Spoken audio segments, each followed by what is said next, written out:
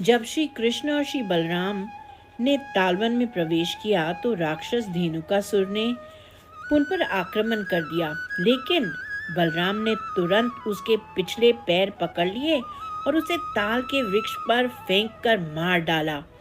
चूंकि उस राक्षस की सहायता उसके अन्य साथियों ने की थी, जिन्होंने गधे का रूप धारण किया हुआ था, श्री कृष्ण और श्री बलराम ने उन सभी को मार डाला। इससे तालवन पूर्ण रूपेण सुरक्षित हो गया। उस दिन के उपरांत मीठे एवं पूरी तरह से पके ताल के फलों से भरपूर यह तालवन वृंदावन वासियों के लिए खुल गया। जब प्रलंबासुर ग्वाल बालों के बीच में किसी सखा का रूप धारण कर प्रवेश कर गया, तो श्री कृष्ण ने उस भयानक राक्षस को मारने के लिए शक्तिशाली श्री बलराम को प्रेरित किया और इसके तुरंत बाद श्री कृष्ण ने ब्रज के सभी बालकों और पशुओं को दावाग्नि से बचाया। श्री कृष्ण ने सबसे विषैले कालियानाग को दंडित किया।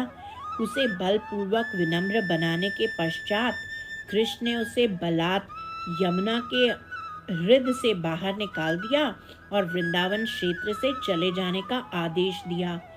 इस प्रकार श्री कृष्ण ने यमुना नदी के जल को कालिया नाग के भयंकर विष से मुक्त कर दिया। ब्रजवासी इस बात से आश्चर्यचकित थे कि बालक कृष्ण ने यह सब अकेले बिना किसी संघर्ष के कैसे क्रियान्वित किया और उसे थोड़ी सी भी शिथिलता अनुभव नहीं हुई।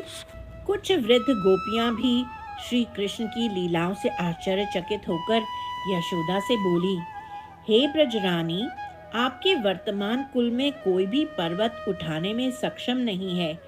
यहाँ तक कि सबसे शक्तिशाली गोप भी ऐसा नहीं कर सकते। हे यशोदे, तुम लगातार 7 दिन तक एक भी कंकड़ हवा में नहीं रख पाओगी और 7 वर्ष के बालक की शक्ति ही क्या होती है। गिरिराज गोवर्धन को उठाने के लिए किसी को कितना शक्तिशाली होना चाहिए। बलराम के लिए वीर स्वभाव असंभव नहीं है, अपितु स्वाभाविक ही है, क्योंकि उसका जन्म चंद्रवंशीय क्षत्रियों में हुआ है। लेकिन कन्हैया एक क्षत्रिय से भी अधिक शक्तिशाली कैसे हो सकता है। जैसे कोई बालक केवल एक हाथ में कुकुर मुत्ते को पकड़ लेता है, वैसे ही उसने खेल खेल में गिरिराज को धारण कर लिया। इसके अलावा हे यशोदे, तुम्हारा रंग गोरा है और नंद महाराज भी इतने ही गोरे हैं, लेकिन तुम्हारा ये पुत्र श्याम वर्ण का है। वह तुम्हारे पारिवारिक सदस्यों से कुछ भिन्न वर्ण का है। इसलिए हमें तुम्हारे अस्वाभाविक रूप से शक्तिशाली पुत्र की पहचान पर संदेह होने लगा है। क्या कन्हैया वास्तव में गोपों के परिवार में उत्पन्न हुआ था? यशोदा महारानी भ्रांत थी और उन्हें समझ नहीं आ रहा था कि क्या उत्तर दे। ब्रजवासियों ने अंततः निष्कर्ष निकाला, अभी अभी हमने प्रत्यक्ष रूप से बालकृष्ण को गोवर्धन पर्वत उठाते हुए देखा है और हमें स्मरण है कि उसने कैसे पूतना और अन्य राक्षसों को मारा, दावाग्नि को बुझा दिया और कई अन्य चमत्कार पूर्ण लीलाएं भी की। उस समय हमने सोचा था कि ये असाधारण कार्य ब्राह्मणों के आशीर्वाद के कारण अथवा नंद महाराज के बड़े बड़े दान पुण्य के कारण अथवा संभवतः इस बालक ने भगवान श्री नारायण की कृपा प्राप्ति होगी और इस प्रकार उसके द्वारा ही इसको शक्तियां भी मिलती हैं। लेकिन वे सभी धारणाएं मिथ्या सी लग रही थी और ऐसा तर्क वितर्क भी अनुपयोगी ही लगता था, क्योंकि एक साधारण 7 वर्षीय बालक कभी भी गिरिराज को पूरे 7 दिन तक धारण करके नहीं रख सकता। कन्हैया निश्चित ही मनुष्य नहीं है, हो न हो वह अवश्य ही पूर्ण पुरुषोत्तम स्वयं भगवान ही होगा। दूसरी ओर जब हम उसके चाचा, पितृत्व, ताऊ और शुभचिंतक सामान्य सांसारिक ग्वाले उसे लाड प्यार करते हैं तो बालकृष्ण को बहुत अच्छा लगता है, और जब हम उस पर ध्यान नहीं देते हैं तब वह उदास हो जाता है। कभी कभी तो वह हमें भूखा प्यासा भी प्रतीत होता है।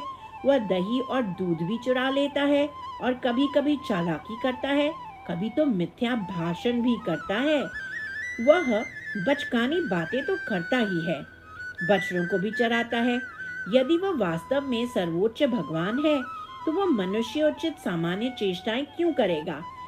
क्या ऐसे कृत्य यह नहीं दर्शाते हैं कि वे एक सामान्य गोपालक ही है?